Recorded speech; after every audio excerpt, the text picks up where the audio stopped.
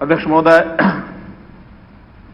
पिछले 6 साल में ये हमारी दूसरी टर्म है और दूसरी टर्म के इस दूसरे साल में ये जो हमारे खिलाफ अविश्वास प्रस्ताव लाया गया है, मैं वास्तव में विपक्ष का, खास करके कांग्रेस पार्टी का एहसानमंद हूं। कम से कम मुझे अपनी जो सरकार का लेखा जोखा है वो सारा रखने का आज विशेष अवसर मिल रहा है। मैं विशेष अवसर इसलिए कह रहा हूं कि हर सत्र में, हर सेशन के अंदर मुख्यमंत्री को लीडर ऑफ द हाउस होने के नाते आखिर में बोलने का मौका मिलता है, लेकिन परंपरा जो अभी तक मैंने देखी है कि अपनी अपनी बात, अपनी अपनी कहानी सुना देते हैं और जब लीडर ऑफ द हाउस को बात कहनी होती है उस समय उठ के चलते बनते हैं और आखिर तक गिनती के कुछ विधायक रह जाते हैं। लेकिन आज जो के विशेष अवसर है, सारे रहेंगे, अविश्वास प्रस्ताव ये लेकर के आए हैं। अब चूंकि इनकी एक मृग तृष्णा तो है ही, जैसे राजस्थान में या किसी रेतीले इलाके में जो मृग होता है वो कहीं बालू में देखता पानी मिल गया और वो पानी के लिए दौड़ता है। दौड़ करके जब 2, 4, 5 किलोमीटर चला जाता है, पहुंचता है, देखता तो वहां पानी तो नहीं है, वहां तो रेत है। तो मृग तृष्णा तो ये है कि सत्ता से इतने साल बाहर रह गए, जल्दी से वापस कैसे सत्ता में आए, लेकिन मिलेगा रेत ही।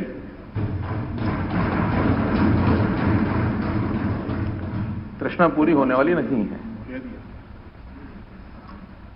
तो इसलिए मैं एक और बात कहूंगा, क्योंकि आज इस विश्वास और अविश्वास में जनता तो जानेगी। आखिर हमें विश्वास विपक्ष का तो नहीं मिलेगा कभी, हमें मालूम है, क्योंकि विपक्ष का काम ही आलोचना करना होता है, करनी चाहिए। जैसे कल मैंने कहा, हमको लाभ हो जाता है, लेकिन हमको विश्वास जनता का चाहिए। और जब जनता का विश्वास लेना होता है उसमें बहुत सा रोल ये सारे कार्यक्रम करते हैं। और आज जैसे अविश्वास प्रस्ताव आया है, मुझे ये सारी बात जनता को भी बतानी है, आपको भी बतानी है। आप ध्यान से उसको सुनेंगे भी सही, आखिर तक बैठेंगे भी सही। इसलिए आज मुझे ये समस्या नहीं है इस समय कि मैं जितना जल्दी खत्म करूं ताकि कहीं उठ के चले ना जाए। आज मैं चाहे 2 घंटे बोलूं, 3 घंटे बोलूं, आप बैठेंगे ही।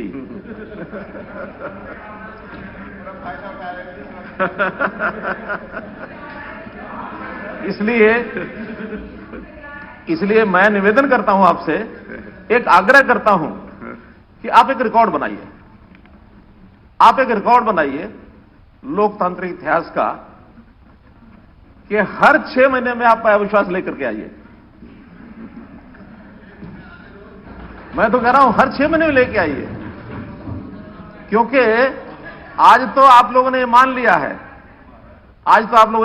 है, वो हुड्डा जी ने भी अपनी बातचीत में शुरू में ही कह दिया था कि आपका बहुमत तो है ही, आप अपने बहुमत के कारण से अपनी बात रखेंगे, हमको मानना पड़ेगा। बीच बीच में विधायकों ने भी कहा है, हमारे कुंडू जी ने भी कहा है और भी हमारे मित्रों ने कहा है, शिषपाल जी ने भी ये बात कही कि आज सरकार और विपक्ष के बीच का मामला नहीं है, मामला तो किसानों के साथ जुड़ा हुआ है। आप प्रस्ताव की भूमिका में भी वो बात लेके आए हैं, उस पर सदन में बातें बहुत हो भी चुकी हैं। हो सकता है कि मैं जब एक एक करके बात कहूंगा तो बहुत सी बातों का रिपीटिशन भी होगा, लेकिन मेरा इतना ही कहना है, क्योंकि रिजल्ट तो आपने बता दिया है, इसलिए होना तो वही है जो आप भी सोचते हैं, हम भी सोचते हैं। अगर उस आलोचना में आपने आलोचना की, सत्ता पक्ष लोगों ने विरोध किया, सत्ता पक्ष लोगों ने आपकी आलोचना की, आपने विरोध किया, मेरा निवेदन मेरे इस भाषण में इतना ही है कि जो मुझे कहना हो तो कहना ही है। हो सकता है उसमें बहुत बात से आपको पसंद ना आए, क्योंकि स्वाभाविक है, पक्ष विपक्ष है। तो जितना कम टोका टाकी करेंगे उतना मैं अपनी जल्दी बात पूरी कर लूंगा। टोका टाकी ज्यादा करेंगे, बात वही होनी है, आपके करने का और मेरे कहने का अर्थ वही निकलना है, अलग अलग नहीं है। तो इसलिए मेरा निवेदन है कि मैं अब जब तक बोलूंगा तो आप बीच में ना टोके तो अच्छा रहेगा। कहना मैंने वही है जो कहना है। इसलिए मित्रों, मैं एक और बात इसमें, एक बहुत बड़े कवि हुए हैं बशीर बद्र, उनका मैं एक शेर पढ़ रहा था तो उसमें मुझे लगा कि हाँ वास्तव में ये अच्छा है। मुखालफत से मेरी शख्सियत संवरती है। आलोचना के बारे में कह रहा हूं कि मुखालफत से मेरी शख्सियत संवरती है, मैं दुश्मनों का बड़ा एहतराम करता हूं। दुश्मन शब्द वैसा ना ले, एक विरोधी जैसे विपक्ष का होता उतना इसका अर्थ है। तो इसलिए मैं उसमें से आपका बहुत धन्यवाद करता हूं कि आप इस प्रकार का करते हैं, तो उसमें से हमको एक ताकत मिलती है। अविश्वास वास्तव में संस्कृति कांग्रेस की पुरानी है कि जब भी कभी कोई बात पसंद ना आए, अच्छी हो माड़ी हो, अविश्वास पैदा कर दो। वैसे तो यह अविश्वास within the organization Congress का खूब देखने को मिलता है। अभी भी एक मेरे पास समाचार आया है, वो हालांकि यहां हमारे हरियाणा का नहीं है, देश के किसी दूसरे कोने का है। क्या चाको, पीसी चाको अभी कांग्रेस छोड़ गए हैं, बड़े नेता है। इतना अविश्वास। और इससे पहले जो एक क्रम पिछले दिनों का बना हुआ है, उसमें फिर कहीं G23 निकलता है, कहीं कुछ निकलता है, कहीं कुछ निकलता है। एक संस्कृति है कांग्रेस की, और वो अविश्वास बहुत जल्दी प्रकट करते हैं। इसलिए उस अविश्वास के अंदर प्रदेश में चाहे हुड्डा साहब का और सुरजेवाला का हो, चाहे बहन शैलजा जी का सुरजेवाला का हो, चाहे वाइस वर्सा हो, ये सब के आपस में अविश्वास, ये सब लोग जानते हैं। हमें तो इतना पता है कि ये अविश्वास की जो कार्यशैली है कांग्रेस की, ये कांग्रेस को लाभ नहीं देने वाली कभी भी। विश्वास ही जो है वो लाभ देगा, चाहे अपने अंदर का हो, चाहे एक दूसरे का प्रति हो। डेमोक्रेसी है, लेकिन डेमोक्रेसी में आलोचना करना उचित है, लेकिन उसको इस लेवल तक लेकर के जाना, जैसे आज इस सारी बातचीत में से निकल के आ रहा है कि वो विषय उस आलोचना तक सीमित नहीं है। किसान के प्रति आप लोगों के मन में भी प्रेम है, हमारे मन में भी प्रेम है। किसान हितैषी केवल आप हैं, हम नहीं, ऐसा नहीं है। हम भी किसान हितैषी हैं। हमने किसानों के साथ बहुत काम किए पिछले 6 साल के अंदर, और एक से एक बढ़कर के किए हैं। मेरे पास एक फरिश्ता है, हालांकि सब लोग बोल चुके हैं, मैं बहुत जल्दी उसको 2 मिनट में सारा एक सूची पढ़ के बताऊंगा मैंने कितने काम हम लोगों ने किए हुए हैं। लेकिन जो अच्छे काम किसान के अलावा भी होते हैं, उसमें भी आपको अविश्वास होने लगता है। प्रधानमंत्री जी ने स्वच्छता अभियान की बात की, तरह तरह की आलोचना आप लोगों ने की। सारे देश में, दुनिया में विषय चल रहा है कि हाँ, हमने स्वच्छता को अभियान लिया, आपको अविश्वास होने लगा। हमने जब चुनाव की बात आती है, उस समय आपको ईवीएम पर अविश्वास होने लगता है। जहां आप चुनाव हारते हैं वो आपको होता ही है। जहां आप चुनाव जीत गए वहां ईवीएम खराब नहीं है। कितनी बार ये विषय आ गए। जब हमारे वीर सैनिक सर्जिकल स्ट्राइक करते हैं, उस समय आपको अविश्वास होने लगता है। कोई अविश्वास के कारण ये स्पष्ट है कि आपको क्यों होता है। हमारे जाबाज एयर स्ट्राइक जब पाकिस्तान में घुस करके उन्होंने मारा, तो कांग्रेस के नेताओं ने तरह तरह के प्रश्न खड़े किए कि सबूत मांगो, स्ट्राइक हुई कि नहीं हुई, हुई तब कितने लोग मरे, मरे तो गिने के नहीं गिने। यानी हमारी सेना का मनोबल, इसको बिगाड़ने का काम ये आप लोगों ने किया। हमारे सैनिक तुरंत अभी चीनी सेना को खदेड़ने के लिए गलवान में उस समय गए, तो कांग्रेस के नेताओं का विश्वास होने लगा। ये तथ्य हैं, कोई इसमें कोई ऐसी बात नहीं करा कि ये कोई मैं अलग से कह रहा हूं।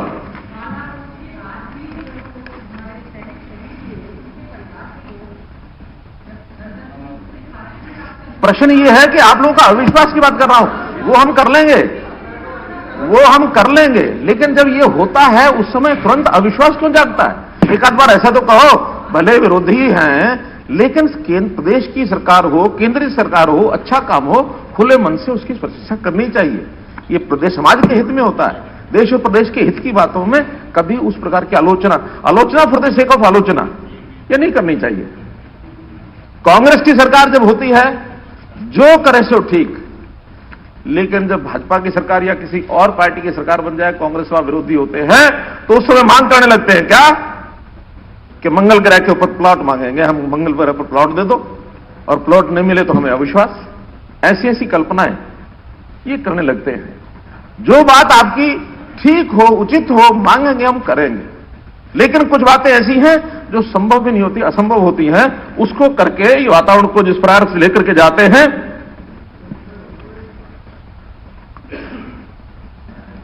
यह है मेरे पास जो मेरे पर्ची आई के अभी अभी कोविड, उसके अंदर कोरोना, ये जो बना वैक्सीन, इस कोरोना वैक्सीन पर भी अविश्वास हो गया। यानी भारतवर्ष में एक ऐसा इजाद हुई, हमारे साइंटिस्ट ने, दुनिया मानती है, और हमने एक पूरे न केवल अपने देश में बल्कि दुनिया के दूसरे देशों में भी इसको भेजा है। सर्वप्रथम भारत में अपने R&D सेंटर्स के अंदर यह वैक्सीन हुई, जो एक इनोवेशन था अपने साइंटिस्ट का, हमको प्रशंसा करनी चाहिए थी, हमने नहीं की। तो इसलिए ये बातें केवल इसलिए कह रहा हूं कि हमको अपनी संस्कृति इसको थोड़ा बदलना चाहिए। हमारे, मुझे मालूम नहीं नाम लेना चाहिए कि नहीं लेना चाहिए, कांग्रेस के नेता हैं, उनके अध्यक्ष हैं, आजकल अध्यक्ष हैं राहुल जी, क्या होने वाले हैं? नहीं, मुझे नहीं पता, क्योंकि आपके अध्यक्ष हैं कि नहीं मुझे पता नहीं, तो उनका नाम लेना उचित नहीं। मैं तो इतना ही कहना चाह रहा हूं कि इतने बड़े नेता होकर के उन्होंने, क्योंकि अपने साथ जुड़ा हुआ एक विषय, इसलिए मैं बोल रहा हूं, केरल में जाके कहा कि मैं यहां आया हूं, यहां के लोग इश्यूज पर बात करते हैं, मुझे अच्छा लगता है। इसका मतलब क्या है? उत्तर भारत के लोग इश्यूज पर बात नहीं करते, अविश्वास, ये अविश्वास। जिस भी संदर्भ में ये कहा उन्होंने, वाक्य यही था कि यहां लोग जो हैं इश्यूज पर बात करते हैं। इस सदन का सदस्य नहीं है, उनका कोई चर्चा या नाम ना लें। ठीक है, मैं वापस लेता हूं, मैं वापस लेता हूं। कांग्रेस के एक व्यक्ति, नेता व्यक्ति, कुल मिलाकर के अविश्वास इतना हो गया कि इस प्रकार से कोई अर्थ नहीं था आज के इस अविश्वास का, लेकिन लेकर के आए। मैं तो बता रहा हूं इशू, वो तो आगे जब इश्यूज आएंगे तो मैं बताऊंगा, लेकिन कम से कम अविश्वास के समय इतना तो सोचना चाहिए था कि हम इस अविश्वास में से कुछ निकाल पाएंगे क्या। ये तो कॉलिंग अटेंशन मोशन में विषय आ सकता था, उसमें भी चर्चा हो सकती थी, लेकिन अविश्वास प्रस्ताव कि हम सरकार को गिराएंगे, हम सरकार को गिराएंगे, सब पता चलेगा, लेकिन आप कम से कम इतना ध्यान कर लेते कि आपके पल्ले,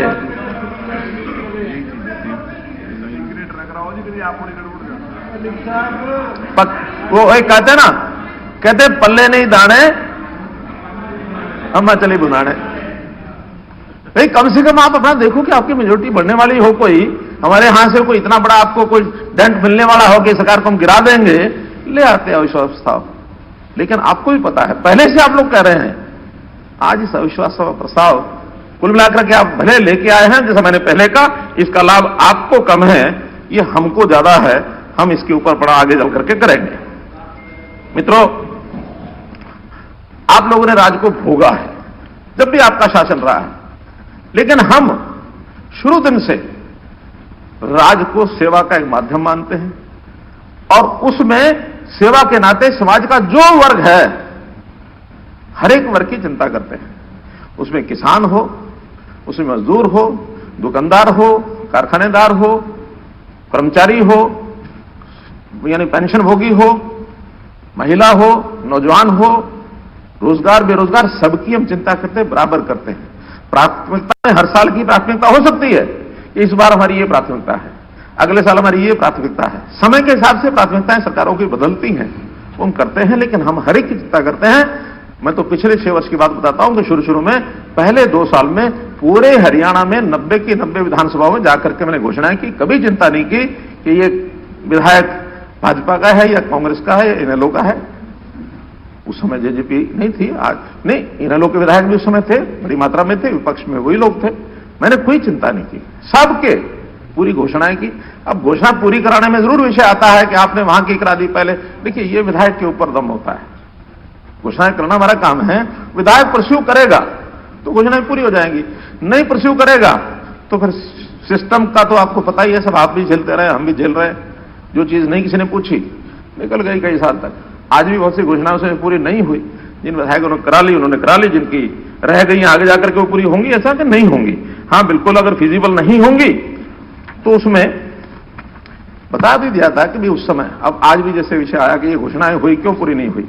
घोषणाओं के समय एक प्रेशर वहां के विधायकों का, चाहे वो पक्ष के हैं चाहे विपक्ष के हैं, कार्यकर्ताओं का, नेताओं का, सबका रहता है, नहीं जी आप घोषणा कर दो हम करा लेंगे, हम जमीन दे देंगे आप करा लो।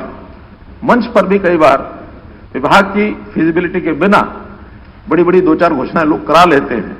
हम कहते हैं हमारी घोषणा से अगर होता हो तो घोषणा करेंगे, लेकिन फिर बाद में विभाग उसके ऊपर चर्चा करता है। इसलिए काम तो आखिर विभाग ने मिलकर करना है।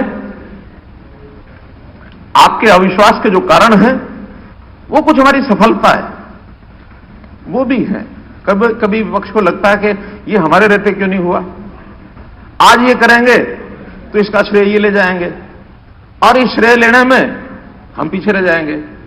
अब बेटी बचाओ बेटी पढ़ाओ हमने सफलतापूर्वक लाए, साथ में कहना शुरू किया, हमने भी तो किया था, आपने किया था, हमने उसमें और जोर लगा करके ज्यादा कर दिया, ज्यादा किया तो श्रेय लेंगे ही हम, हाँ श्रेय लेंगे ही।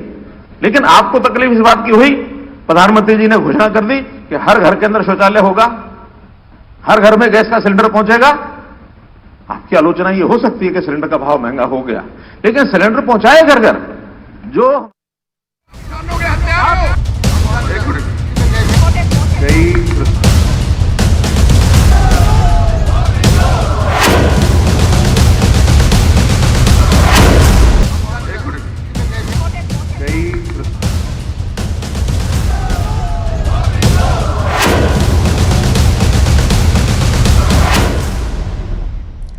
ब्रेक के बाद आपका स्वागत है और आपको बता दें कि हरियाणा विधानसभा में कांग्रेस सरकार के खिलाफ अविश्वास प्रस्ताव लेकर आई है। इसी पर बहस चल रही है। वोटिंग से पहले मुख्यमंत्री मनोहर लाल इस पर चर्चा कर रहे हैं सदन में। सीधे आपको ले चलते हैं। ज्यादा ना करके इतना मैं कहता हूं कि हमने किसान की मर्जी से जमीन लेने के लिए ई पोर्टल, ई भूमि, ये वेब पोर्टल बनाया है कि किसान अपनी मर्जी की कीमत भर दे, बाद में नेगोशिएशन करके जो उसको जचता है वो हम लेते हैं। हमने इसमें सैकड़ों हजारों करोड़ जमीन ली है। जहां आवश्यकता होती है वहां लेते हैं। जहां बहुत ज्यादा दाम होता है फिर उसको भी समझ में आता है कि मैंने ज्यादा दाम भरा है तो वो नेगोशिएशन में ठीक करता है। कम तो बेचने वाला जितना भरेगा उसको कम तो क्यों भरेगा। जहां हमें लगता है कि हाँ इसका अंतर वहां के कलेक्टरेट से बहुत ज्यादा अंतर नहीं है, 30, 40, 50% का अंतर, हम तुरंत खरीद लेते हैं। जहां 100-150% का अंतर होता है तो वहां ये देखते हैं कि ये पैसा कहीं एक्वायरमेंट के, एक्विजिशन के ज्यादा तो नहीं। मुख्यमंत्री जी एक मिनट, सदन की जो कार्रवाई है वो 30 मिनट के लिए, और चलिए तो मैं जल्दी पढ़ता हूं। कुछ बिजनेस भी है इसके बाद। ठीक है। हमने एमएसपी पर 10 फसलों के जो खरीद की है वो सारे बता दिए गए हैं। गेहूं, धान, सरसों, चना, सूरजमुखी, मक्का, बाजरा, मूंग, कपास, मूंगफली। केंद्र इसमें केवल 2 गेहूं और धान खरीदता है, बाकी 8 हम अपने खरीदते हैं। पास की कोई भी सरकार नहीं खरीदती। नवजोत सिंह सिद्धू ने अभी पंजाब की असेंबली में हरियाणा का उदाहरण देकर के कहा है कि पंजाब को भी हरियाणा की तर्ज पर खरीदना चाहिए। हमने मेरी फसल मेरा ब्यौरा, किसान को कोई बेचने में कठिनाई ना आए उसका एक पोर्टल बनाया है, बहुत बढ़िया तरीके से उसकी खरीद हुई है। एक बात इसमें कि किसान को पेमेंट सीधी जाए, इसके लिए बहुत आग्रह पहले से चल रहा था। हम 3 साल से 4 साल से बातचीत करके पिछले वर्ष 50% से ऊपर किसानों को सीधी पेमेंट की गई, बाकी आड़तियों के थ्रू गई। इस बार हमने तय किया है क्योंकि जिसकी फसल, जिसका माल है, दाम पैसा उसी को मिलना चाहिए। आड़ती और किसान का रिलेशन क्या है लेन देन का वो जाने, लेकिन हम किसी दबाव में ना आकर के पूरी किसानों की 100% फसल की पूरी पेमेंट सीधी किसान के खाते में भेजेंगे। अब इस बार कोई ऑप्शन नहीं, तो इसलिए ये भी किसान के हित में हम एक फैसला कर रहे हैं। बागवानी फसलों के लिए भावांतर भरपाई योजना, सारा विषय पहले आया ही है कि 19 फसलें ऐसी हैं जिसके अंदर हम जो उसकी लागत होती है, लागत से अगर घाटा होता है वो सरकार देती है। एफपीओज की रचना की है, लगभग 486 एफपीओज बन गए हैं, 1000 का हमारा लक्ष्य है। बागवानी बीमा योजना के लिए जो 5% पहले प्रधानमंत्री फसल बीमा योजना में उसका प्रीमियम था, उसको हमने 2.5% कर दिया है। इसी प्रकार फलों और सब्जियों के जो शीत भंडार, कोल्ड स्टोरेज है, उसमें हमने 35% का अनुदान ये देना शुरू किया है। मधुमक्खी पालन पर बक्से और उपकरण के लिए 85%, 75% ये उनको अनुदान राशि देते हैं। मशरूम खेती के लिए 40% अनुदान देते हैं। पशुओं को पशु किसान क्रेडिट कार्ड योजना ये हमने लागू की है। 1,07,000 किसानों का बैंक के द्वारा स्वीकार कर लिया गया है कि भी उनको हम ये जैसे किसान क्रेडिट कार्ड योजना है, वैसी पशु किसान क्रेडिट कार्ड जिन किसानों के पास पशु उपलब्ध हैं या जो लेना चाहते हैं उनको लोन मिलेगा। ऐसे ही पशुधन का जो सुरक्षा बीमा योजना, ये पंडित दीनदयाल जी उपाध्याय पशुधन सुरक्षा बीमा योजना लागू की है। प्रगतिशील किसानों को प्रोत्साहन, उनको सम्मान, इसकी हमने योजना लागू की है। प्रगतिशील किसान ट्रेनर योजना, ताकि अपने जैसे वो किसानों को यानी और प्रोत्साहन दे और उनको ट्रेंड करें, ताकि प्रगतिशील किसान अगर आज एक है तो अपनी जगह पर 5 या 10 किसानों को ट्रेंड करे, ताकि ये संख्या भाई डबल बढ़ती चली जाए। माइक्रो इरिगेशन की बात पहले आई है कि हमने 4 जिलों में एक विशेष अभियान चला करके इस बार माइक्रो इरिगेशन के लिए 85% का अनुदान ये देने की योजना बनाई है, ताकि हमारी जो पानी की कमी है वो पूरी हो और जहां पानी बिल्कुल पहुंचता नहीं है वहां माइक्रो इरिगेशन के माध्यम से पहुंच जाए। एक विषय है एमएसपी। विषय लंबा है, कानून के नाते से तो कंट्रोवर्सीज हैं, कानून बने कि न बने, लेकिन मैं उसका एक पहलू सामने रखना चाहता हूं कि देखिए, अगर ये एमएसपी का कानून बनता है तो इसके दुष्परिणाम क्या क्या होंगे, 2-3 वाक्यों में बोलता हूं, इसका अध्ययन करें सब लोग। पहली बात तो यह है कि अगर एमएसपी का कानून बनता है और गारंटी सरकार को लेनी पड़ती है तो इसके लिए कुल देश के पैदावार की जो इन्वेस्टमेंट चाहिए वो इन्वेस्टमेंट बनती है लगभग 17 लाख करोड़ रुपया। आज केवल 1.5 लाख करोड़ रुपए की होती है प्रोक्योरमेंट। टोटल बजट सरकार का, केंद्र सरकार का, वो 27-28 लाख करोड़ रुपया है, 30 लाख करोड़ से नीचे नीचे है। इसलिए अगर वो चीज लागू करें तो हमको अपने घर में देखना पड़ेगा, केंद्र सरकार को देखना होगा कि क्या 17 लाख करोड़ रुपया स्पेयर कर सकती है सरकार। इसका मतलब यह है कि बाकी सारे काम बंद करके हमको केवल प्रोक्योरमेंट के लिए 17 लाख करोड़ रुपया लगाना पड़ेगा, आज जो लोग अपने आप कर लेते हैं। एक दूसरा, अभी जैसे व्हीट और राइस है, हम इसकी अगर बात करें तो 6% किसानों का प्रोक्योरमेंट होता है और सारी प्रोक्योरमेंट की जो राशि है 1,50,000 करोड़ रुपए की, उसका 55% ये हरियाणा और पंजाब से खरीदा जाता है, लगभग 1 लाख करोड़ रुपया बनता है। तो ये 1 लाख करोड़ रुपया हरियाणा और पंजाब में ही लगाया जाता है। अगर कहीं ये कानून बनता है तो इस कानून का लाभ तो सारे प्रदेश उठाएंगे, और अगर सारे उठाएंगे तो जितनी पैदावार जिस स्टेट में होती है वो उसी हिसाब से उनका प्रोक्योरमेंट का कोटा बन सकता है। अगर मान लो सारे, क्योंकि सब क्लेम करेंगे, और अगर सब क्लेम करेंगे तो फिर मैं पैदावार बता रहा हूं, व्हीट की पैदावार यूपी में कुल पैदावार का 31.98 यानी 32% व्हीट उत्तर प्रदेश में होता है, पंजाब में 18% होता है, मध्य प्रदेश में 16% होता है, हरियाणा में मात्र 11% होता है। अगर हरियाणा और पंजाब दोनों का मिलाएं तो यह 28.28% है व्हीट की पैदावार। वैसे मेरे को वो नहीं है, कोई आपको नहीं कर रहा है, 6% का आपने कुल प्रोक्योरमेंट होती है, हाँ, वो ठीक नहीं है। अब वो प्रोक्योरमेंट 16% तक पहुंच गई है। चलिए, और आंकड़ा व्हीट की प्रोक्योरमेंट पंजाब से ज्यादा यूपी में होती है, मध्य प्रदेश में होती है, और पैडी की प्रोक्योरमेंट पंजाब से ज्यादा उड़ीसा में होती है। आज क्वांटिटी वहां जानी होती है, क्वांटिटी में नहीं, अमाउंट में भी हो, क्वांटिटी में हो, तो नहीं, परसेंटेज की बात कर रहा हूं। परसेंटेज 16% के वो मिलके उड़ीसा और ये मध्य प्रदेश मिलके 16% हो जाता है। ऐसे ही राइस है, राइस में सबसे ज्यादा राइस होती है 13% बंगाल में, देश में सबसे ज्यादा। दूसरे नंबर पर पंजाब में है 12%, यूपी में भी लगभग 12%, थोड़ा सा कम है। फिर आंध्र, बिहार, तमिलनाडु, उड़ीसा, तेलंगाना, असम, छत्तीसगढ़, और 11वें नंबर पर है 4% हरियाणा, यानी कुल 4% हरियाणा में राइस होता पूरे देश भर का। और पंजाब और हरियाणा दोनों मिलाएं तो ये 16% के लगभग 11.85% बनता है। यानी व्हीट तो होता है दोनों का मिला के 28%, और पंजाब हरियाणा का राइस होता है 16%, लेकिन आज भी हमारे यहां टोटल का 55% हमारे यहां से प्रोक्योर होता है। अगर कहीं ये हो गया तो हमको ये जरूर अध्ययन कर लेना चाहिए। होगा नहीं होगा ये तो अब जो फैसले होंगे होंगे, लेकिन अगर हो गया तो इसमें सबसे ज्यादा लूजर अगर कोई रहेगा तो हरियाणा सबसे ज्यादा रहेगा, उसके बाद पंजाब रहेगा। मैं आपको अपनी एक अंदेशा बता रहा हूं, ऐसा भगवान करे ना हो, लेकिन ये ध्यान रखना चाहिए। अब इसी प्रकार एक विषय जो प्राइवेट मेंबर बिल हमारे हुड्डा जी लेके आए थे, मैं उसकी बात करता हूं। अब उसमें टेक्निकल चीजें हैं। हमारे बैठे हैं बत्रा जी? नहीं, लेकिन हुड्डा जी समझते हैं उसको सारे को। आप लेके आए कि इसमें हमें सेक्शन 42 को डिलीट करना चाहिए। सेक्शन 42 एपीएमसी उसमें डिलीट करना चाहिए। इसमें हमें कोई बहुत बड़ी आपत्ति नहीं है, लेकिन खतरा है।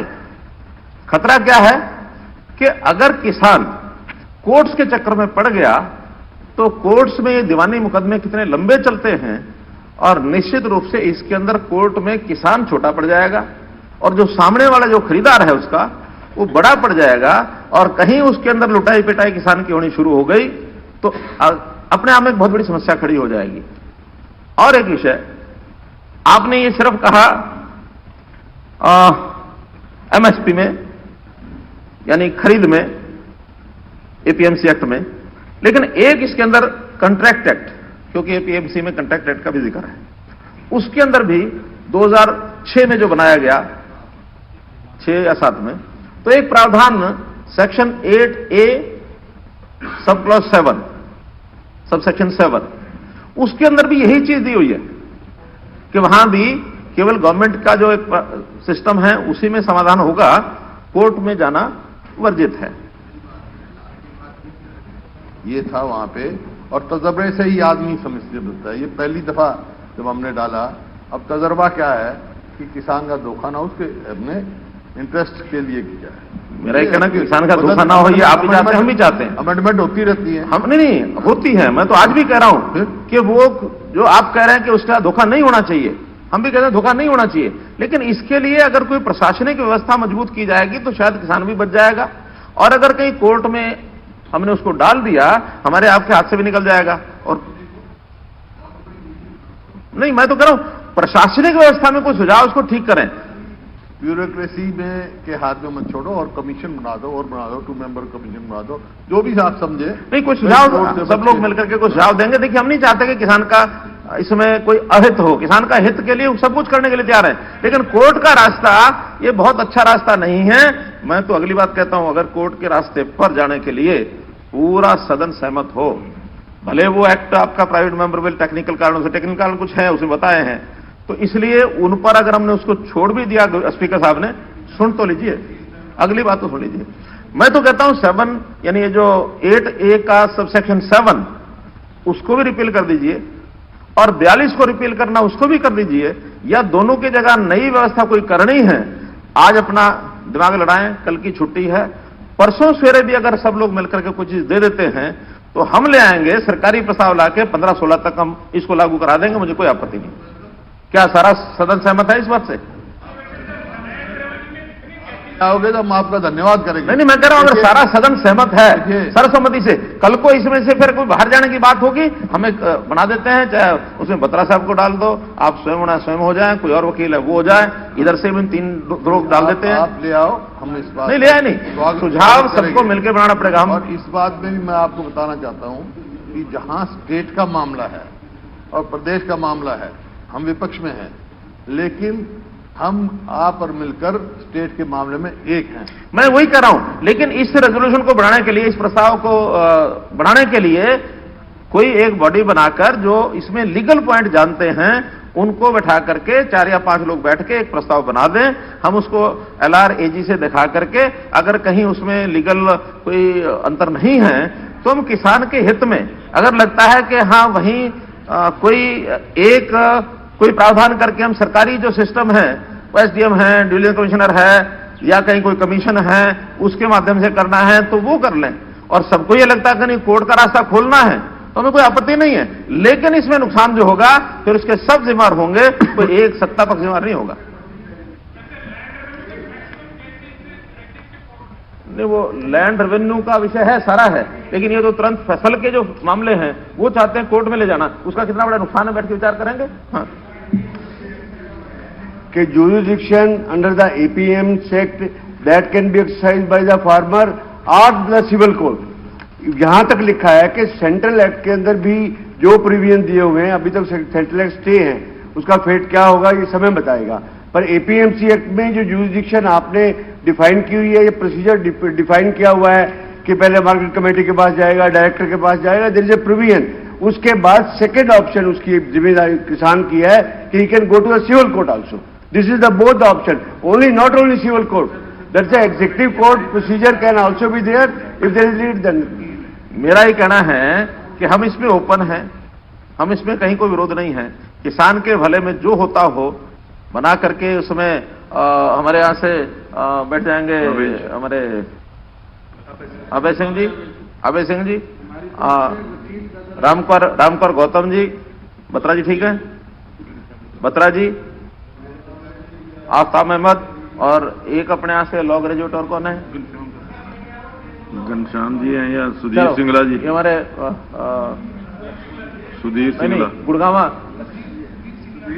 सुधीर सिंगला जी, ठीक है, 4 हो गए, एक आध और को देख लेंगे।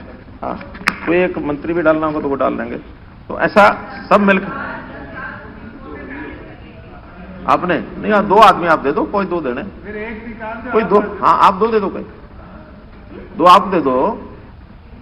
चलिए आप सोच करके आप शाम तक हाँ, हमारे ऐसा करें, शाम तक ये नाम 2 कृषि मंत्री जी, ठीक है, कृषि मंत्री जी आप लिख लें, भूषण बत्रा और अपने किरण जी, इधर रामकर गौतम जी, और 2 इधर से को लेके बैठे हैं दलाल साहब।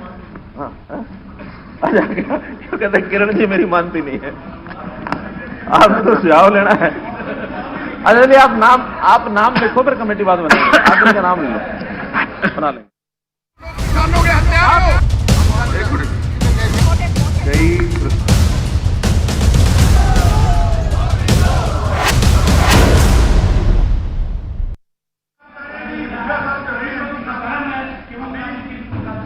नहीं, कोई धर्म नहीं है।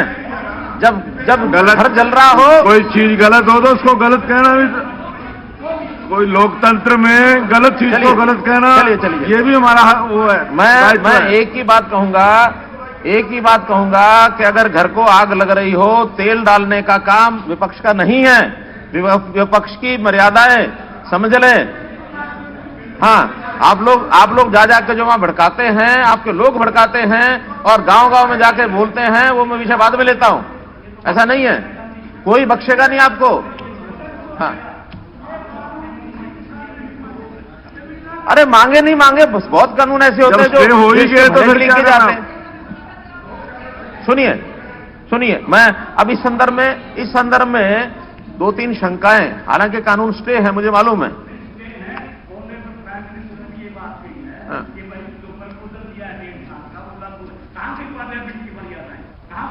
पार्लियामेंट से ऊपर है सुप्रीम कोर्ट पार्लियामेंट से ऊपर है, पास नहीं है।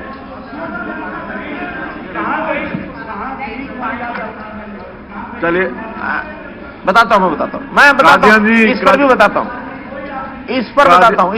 जी बैठ जाइए। अरे बड़ा बता रहा हूं, सुन तो लो। अब आप बैठ जाइए ना मान लो, आप सुन तो लो, पहले सुन तो लो।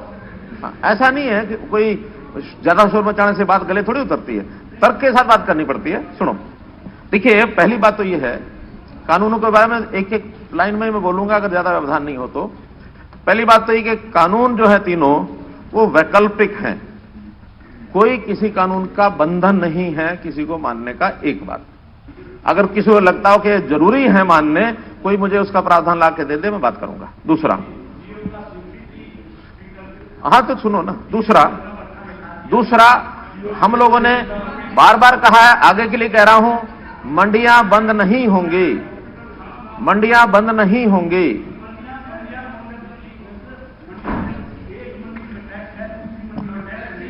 वो देखिए, सुन तो लो,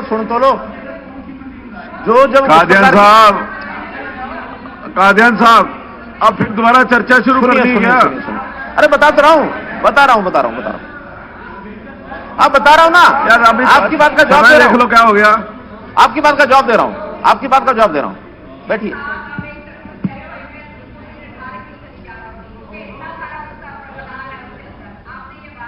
जिनका लागू है,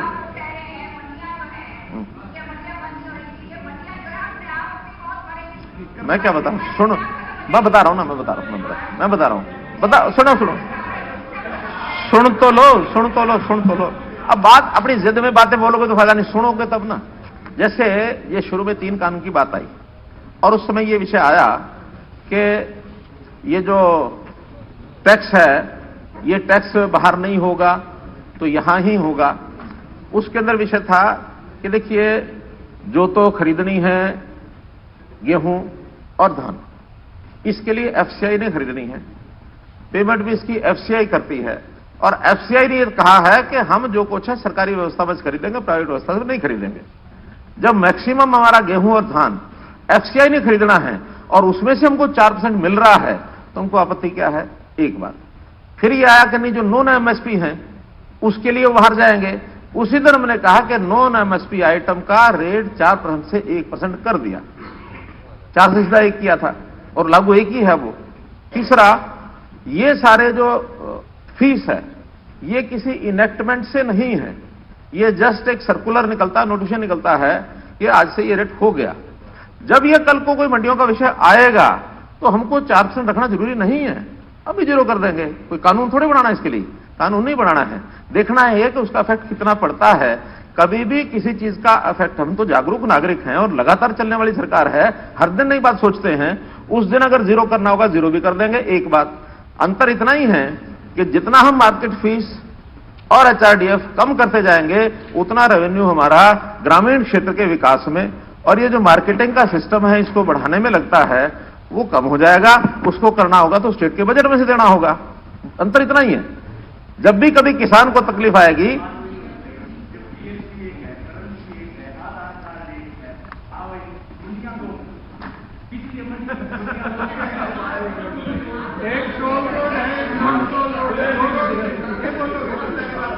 देखिए, एक तरफ से एक टैक्स आपकी बात मान ली, लेकिन किसान के हित में अगर हमने उसको कोई चीज ओपन कर दी है, आज तो ओपन मार्केट, ग्लोबलाइजेशन का मामला, अगर जहां ज्यादा रेट मिलेगा, हमने कहा एमएसपी सरकार खरीदेगी, एमएसपी से ज्यादा अगर किसी मंडी में मिलता है तो किसान को फ्री छोड़ेगी। एमएसपी और मंडियां जब आखिर तो कुल मिलाकर के पॉलिसी मैटर है, सारे मुख्यमंत्री पॉलिसी मैटर है। जिस एक गारंटी देता हूं, सुनो, ज्यादा भाव होगा तभी ले जाएगा किसान, ऐसे थोड़ी ले जाएगा। जैसे ही अरे कादियान साहब सुनो, आपने कहा, मैं जवाब दे रहा हूं। कादियान जी, अरे मैं दे रहा हूं ना जवाब, बैठ जाइए। कोई अंतर नहीं है। आप प्रश्न करो, मैं जवाब देता हूं। नहीं हो सकती। अब बार दोबारा चर्चा शुरू कर रहे हैं क्या? जिस दिन कानून लागू हो जाएंगे, सुनिए, अब सुन लीजिए पूरी बात खुल के। जिस दिन, एक मिनट गोगी जी, जिस दिन ये कानून लागू होंगे उस दिन के बाद एक एक पल का ध्यान रखा जाएगा कि किसान को जहां लॉस होता है, किसान के हित में जो काम करना पड़ेगा वो हम करेंगे, जो काम करना पड़ेगा करेंगे, बिहार में करेंगे। कोई बिहार का हमको मतलब नहीं है। मैं कहता हूं ये बिहार में वही एपीएमसी। मुख्यमंत्री जी, बहुत समय हो गया जी, समय। पहली बात तो यह है कि बिहार, ये कानून तो अब आए हैं, बिहार पर कहां इसका असर पड़ गया? और बिहार अपने, अरे भाई मंडी का तो जैसे हमारे यहाँ एपीएमसी एक्ट है, वैसे उनके यहाँ अपना एक्ट है। जो बनाना चाहे बनाए, जो नहीं बनाना चाहे नहीं बनाए, उनका काम है। आज भी बदल सकते हैं वो उसको। उनके स्टेट के इंटरेस्ट में क्या है हम क्या जाने। सुनिए, इररेलेवेंट बातें करने का कोई अर्थ नहीं है। तर्क के साथ बात करोगे, सारी बात सुनेंगे। ये मुख्यमंत्री बीच में उठ करके ऐसा, एक मिनट बैठ जाइए, कादियान जी बैठ जाइए। डॉक्टर साहब, एक मिनट, मुख्यमंत्री जब आपने सुबह बोला कोई एक व्यक्ति भी एक भी मैं सदस्य बोल रहा नहीं हूं, बोला तो बीच बात में, कर रहा हूं। ये बार बार वो मुख्यमंत्री जी बोल रहे हैं और उसके बीच में डिस्टर्ब कर रहे हैं। मुख्यमंत्री जी ने कोई बात कही है, उनका स्पष्टीकरण कर रहा हूं, कोई मैं नहीं, नहीं, उनको डिस्टर्ब नहीं कर रहा। जो आपने कहा ना मंडी, जो आपने परमिशन ली है, परमिशन ले रखी है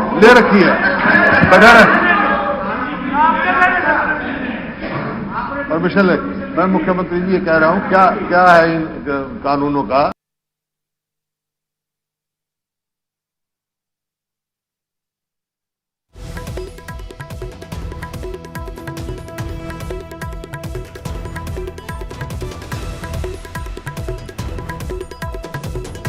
तो अविश्वास प्रस्ताव कांग्रेस लेकर आई है और उसी पर मुख्यमंत्री चर्चा कर रहे हैं सदन में। उनकी तरफ से एपीएमसी एक्ट को लेकर जब बात रखी गई, हालांकि सदन में कहा कि विपक्ष इसमें सुझाव दे सकता, कमेटी इसमें बनाई जाएगी और सुझाव देने के बाद यहां सरकार इस पर जरूर संशोधन को तैयार है। लेकिन साथ ही मुख्यमंत्री मनोहर लाल ने कहा कि विपक्ष को अपनी मर्यादा नहीं भूलनी चाहिए। 3 कृषि कानूनों को लेकर किसान जो संघर्ष कर रहे हैं उसको लेकर मुख्यमंत्री मनोहर लाल ने कहा कि गांव-गांव जाकर किसानों के बीच जाकर विपक्षी उनको भड़का रहे हैं, जो कि गलत है। आपसे एक उदाहरण आपको दे रहा हूं मैं। इसी बीच में जब ये टैक्स हमने कम किया, हमारा रेवेन्यू 2 फसलों में, जो पैडी बासमती और अदर वैरायटी जो एमएसपी नहीं होती उसका और कॉटन का, दोनों चीजों का 2019 और 2020 में ये लगभग हमको 229 करोड़ जो पहले आता था सिर्फ 74 करोड़ रह गया, लगभग 150 करोड़ ये हमारा कम हुआ है केवल उस एक प्रावधान के कारण से। हम आगे भी कुछ करना होगा तो करेंगे, आखिर आप और मिलकर के किसान के इंटरेस्ट में जो सोचना सोचेंगे, ऐसा क्या। लेकिन इतना मेरा कह रहा हूं मैं कि हम जो सरकारी खरीद करते हैं उस पर एमएसपी रहेगी रहेगी रहेगी।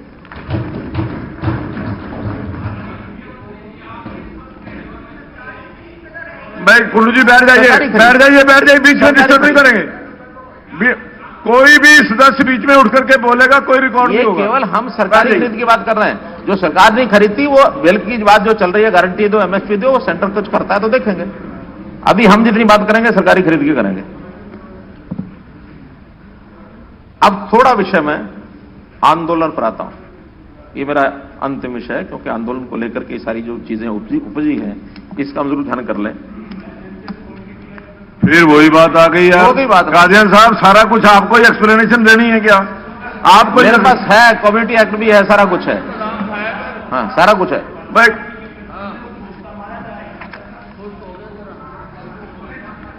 जब लागू हो गए तब देखेंगे। प्राइवेट मेंबर वाली बिल की बात मैंने कर ली है।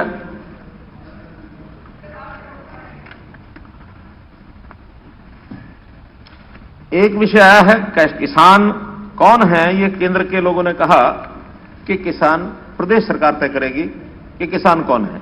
ये आपने कहा था। किसान कौन है इसकी परिभाषा नहीं, एक विषय कहीं आई है, आई है बात। हाँ आई है। तो उसमें इतना ही मैं स्पष्ट कर रहा हूं कि आज तक के जितने एक्ट हैं, चाहे वो सेंट्रल एक्ट हैं चाहे वो स्टेट के एक्ट हैं, उसमें जिसके नाम रेवेन्यू रिकॉर्ड में जमीन है वो किसान माना जाता है। और उसी के नाम से जितना भी कोई कंपनसेशन मिलता है या फसल की बिक्री में अगर उसको ट्रैक किया जाता है या प्रधानमंत्री सम्मान निधि है, वो उसी को जाती है। हमने केंद्र में ऐतराज किया है। हमने कहा नहीं, जिसकी जमीन है उसके 2 रूप हैं, या तो केवल मालिक है और या फिर खुद काश्त है। अगर वो खुद काश्त है तब तो वो किसान है, अदरवाइज वो लैंड ओनर है। लैंड ओनर अपनी जमीन किसको यानी बिजाई के लिए देता है, वो कंट्रैक्ट पर भी दे सकता है, वो बटाई पर भी दे सकता है। तो किसान वो है जो उसको बुआई करता है, और सारे लाभ आज जितने हैं वो कागजों में उसको मिलते हैं जो मालिक है। और फिर वो मालिकों के साथ कुछ तो ठीक है जिनके समझौते हो जाते हैं, नहीं तो बाकी बीच में उनके विवाद पड़े रहते हैं। हम एक व्यवस्था कर रहे हैं नए कानून के अंतर्गत कि मालिक जो है वो जरूरी नहीं कि किसान ही होगा, वो खुद काश्त अगर है तो वो किसान है। अगर वो बटाई पर या किसानी के लिए किसी और को देता है जो जुताई करता है, फिर वो किसान है। इसमें कानूनी अड़चनें थोड़ी सी हैं, क्योंकि अभी ये माना जाता है कि जो गिरदावरी में, खाना काश्त में जिसका नाम लिखा जाएगा वही कल को मालिक बनकर खड़ा हो जाएगा। ऐसे कुछ केसेस हुए भी हैं, लेकिन वो कानून के अब है, वो जिसका हो मालिक वही हो, क्योंकि दो अलग अलग गिरदावरी में खाने होते हैं, खाना मालिक और खाना काश्त। काश्तकार केवल वर्तमान फसल की जितनी भी योजनाएं या लाभ वो उसको मिलेंगे, जमीन की मलकियत जो खाना काश्त में उसी की होगी। बात चल रही है, केवल सदन को मैंने एडवांस में पहले बताया है, और मुझे लगता है कि इसमें से बहुत सी समस्याएं हल हो जाएंगी। जब ये भय खत्म हो जाएगा कि खाना काश्त गिरदावरी जिसका नाम हो मालिक बनकर खड़ा हो जाएगा, जब कानून बनेगा तो कोर्ट उसको मान्यता देंगे। अल्टीमेटली वो जो कानून बनेगा सेंट्रल गवर्नमेंट तक, प्रेसिडेंट तक वो जाएगा, और अगर लीगल दृष्टि से वो ठीक हो गया तो हमारी बहुत सी समस्याएं हल हो जाएंगी। ये अभी केंद्र से हमने बातचीत की है, उन्होंने कहा कि आप इसका प्रावधान एक बार लाओ, अध्ययन कराएंगे, और मैं समझता हूं इसमें किसी को समस्या नहीं होगी कि जो बुआई करता है किसान वो है,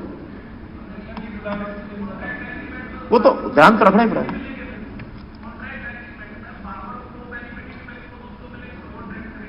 नहीं नहीं, उसमें जो खेती करता है, खेती तो कॉन्ट्रैक्ट में यही करेगा ना, वो तो कॉन्ट्रैक्टर है जिसने कॉन्ट्रैक्ट किया, लेकिन खेती करने वाला कौन है? बेनिफिट नहीं, इसको मिलेगा जो खेती करता है, ये बेनिफिट उसको मिलेगा। जो उसका मैंने बताया कानूनी प्रावधान दिखा लेंगे जो उसमें ठीक होगा। वक्त जब अभी तो स्टे चल रहा है जी, अभी इसमें करोगे क्या करोगे वो तो एक लंबी कहानी है। एक दूसरा विषय,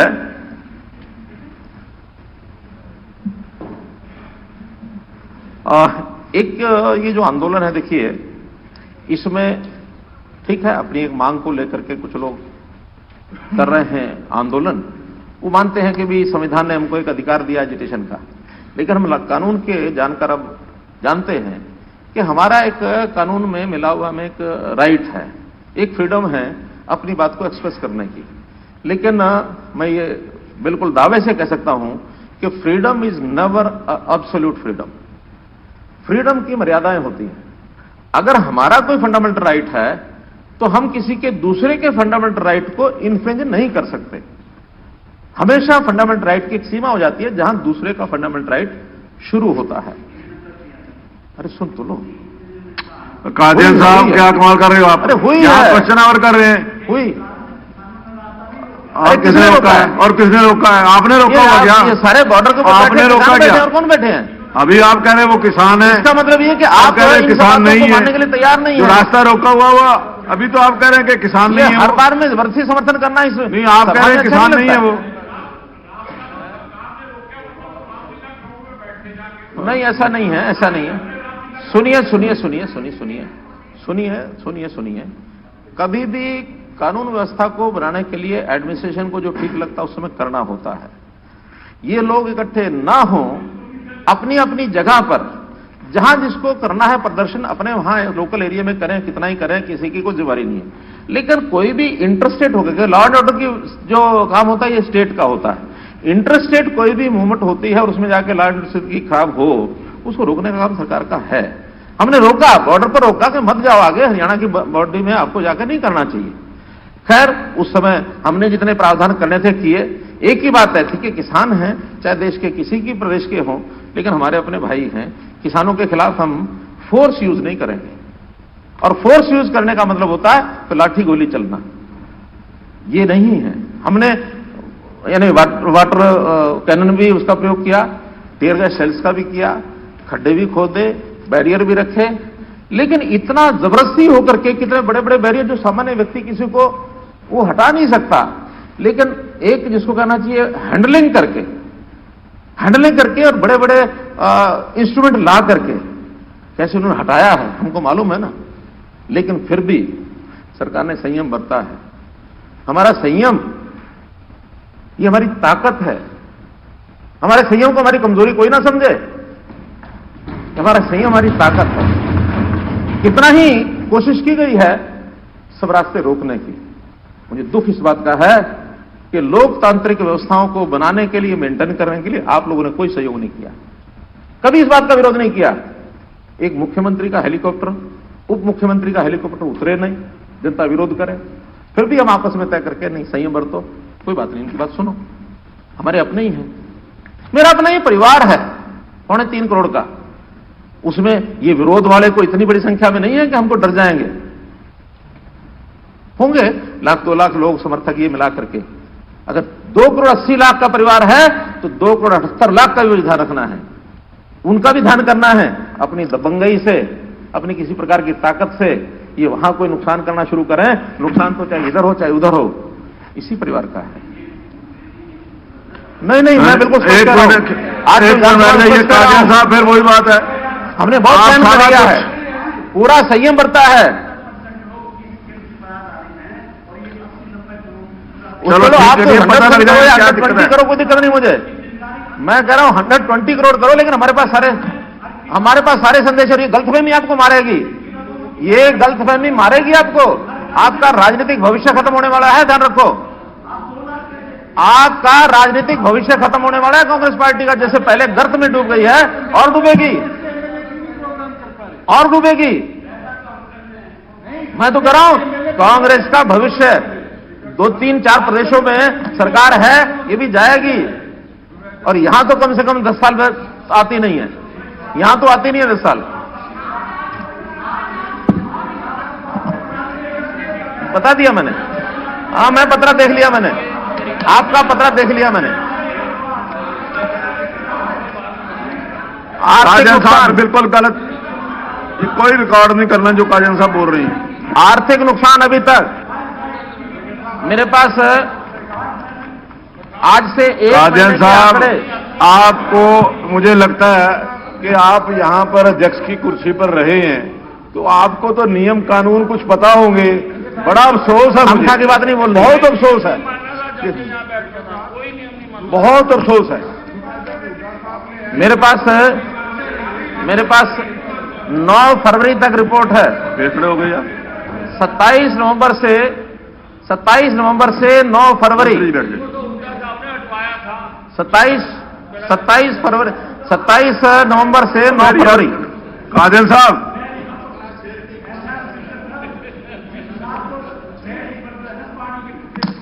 अच्छा सुन लो काजन साहब, सुनने का दम रखो। काजल साहब सुनने का दम रखो। काजल साहब, सुनने का दम कह रहा हूं मैं आपको, दम रखो। लास्ट टाइम कह रहा हूं, मैं बाहर निकालूंगा आपको। इस आंदोलन के कारण से कमाल हो गई है। नहीं, राइट कोई राइट नहीं है, बाकी किसी का कोई राइट नहीं है। बैठ जाइए, आप बैठ जाइए, बैठ जाइए, बैठ जाइए। खुल रही है, मैं कह रहा हूं बैठ जाइए।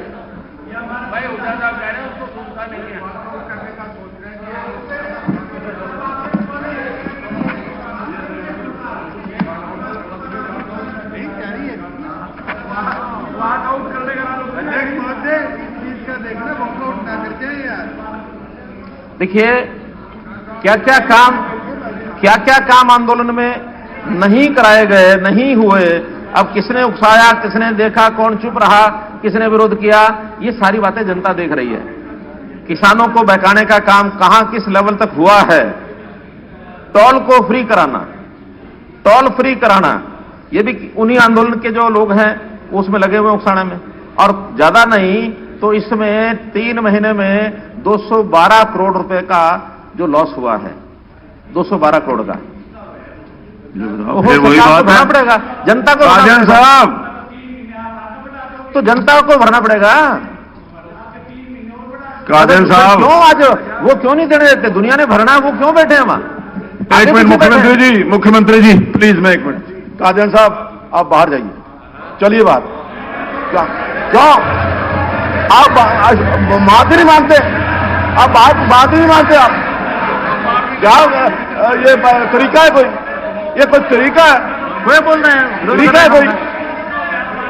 तरीका है कोई आपका बात करने का तरीका है? ये आपको मर्यादा का नहीं पता, सदन की मर्यादा का नहीं पता, सदन का मर्यादा का नहीं पता। हाँ, जनता प्रतिनिधि है तो सदन की मर्यादा को देखिए क्या होता है। सदन की मर्यादा को बार बार आप तोड़ रहे हैं। आप सदन की मर्यादा को बार बार तोड़ रहे हैं। हाँ, मैं रूल्स के तहत कहता हूं, मेरे पास रूल्स हैं, मैं कह सकता हूं।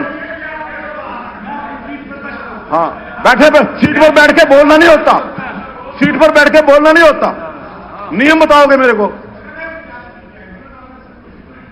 बात कर रहे हो?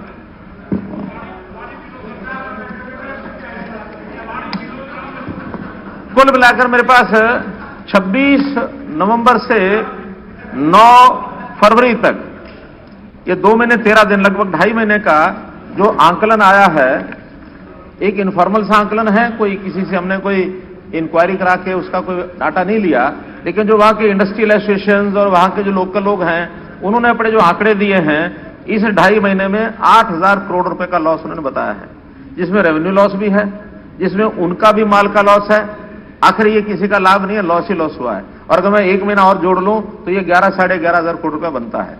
तो ये 11 साढ़े 11,000 करोड़ रुपए का लॉस हो चुका है 3 महीने में। टोल फ्री कराने की बात मैंने कह दी। इसी प्रकार से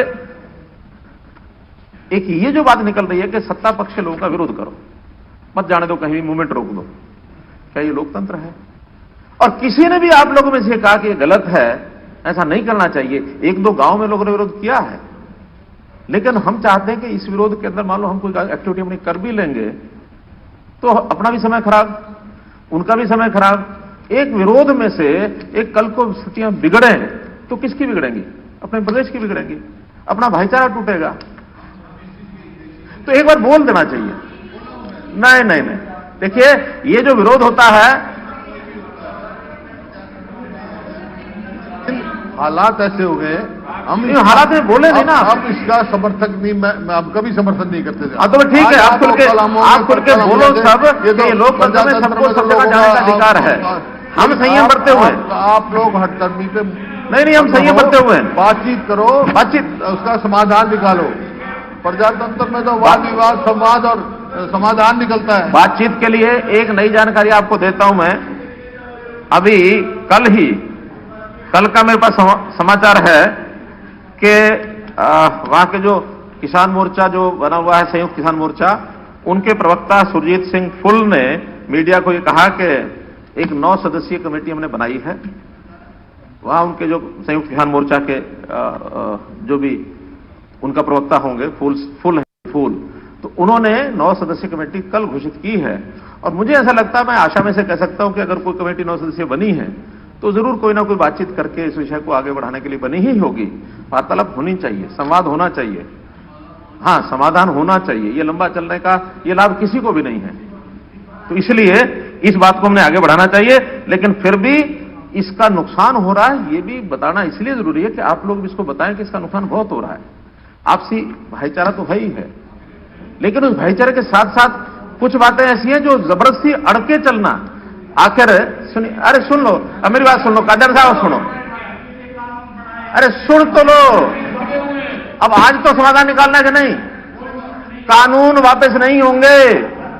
अरे सुनो कादर साहब, सुनो कादर साहब, अरे कादर साहब, फिर वही बात है, कानून वापस नहीं होंगे।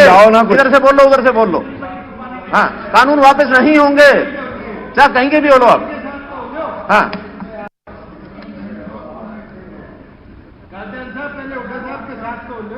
हाँ, ऐसा नहीं करो, कोई रास्ता निकलेगा, किन किन बातों पर निकलेगा। आखिर पहले भी 11 दौर की बातचीत उनकी हुई है, फिर बातचीत होगी। बहुत से सुझाव इधर से उधर आए हैं, उन सुझाव के अंदर जो कोई सहमति बनेगी बनेगी, लेकिन हम यहां बिल्कुल उसको करेंगे। और फिर किसान का भी नुकसान इसमें हुआ है। किसान का नुकसान बता रहा हूं, नहीं होंगे। मैं ये नहीं कहूंगा मैं ये नहीं कहूंगा कि कानून वापस करो। मैं कहता हूं सब स्थितियां संभलेंगी। ये विषय जो मैं ही सहमत नहीं हूं, हाँ, कानून ठीक है तो उसमें अदल बदल, उसे संशोधन करने की बात है, करेंगे, हाँ, समाधान निकलेगा, कन्विंस करेंगे, वो सारी बातें हैं। लेकिन एक रट 11 की 11 मीटिंग में 2-2 घंटे 3-3 घंटे बातचीत चलना, आखिर 2-3 घंटे बातचीत होती है, कुछ ना कुछ तो बात होगी, पट्टी लगा के तो नहीं। और जो एक बताई जाती है कि